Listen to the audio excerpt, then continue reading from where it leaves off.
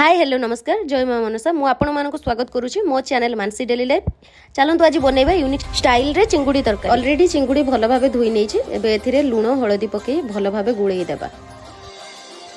Then चिंगुड़ी को गरम तेल रे भल भाबे फ्राई करि नेबा। जेमिति मु फ्राई करूची सेमिति फ्राई करिवे नहले चिंगुड़ी लागि जिबार संभावना अछि। देन चिंगुड़ी हल्का भाजी ही आसिला परे गोटे बाउल को बाहर करना। सेई तेल रे आगरु कटा हेतिबा पियाज देई देबा। पियाज हल्का ब्राउन होबा पर्यंत फ्राई करिबा। एबे सेथिरे ग्राइंड करितबा अदा रसुन पेस्ट देई देबा।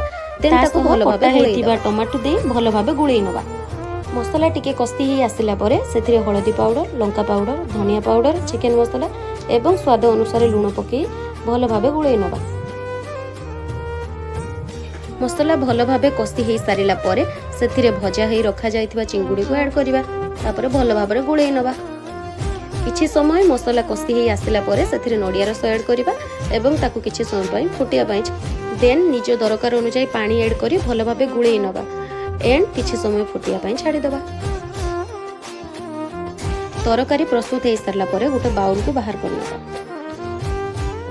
एबे हमरो प्रस्तुत हे गला यूनिक स्टाइल चिंगुड़ी तरकारी।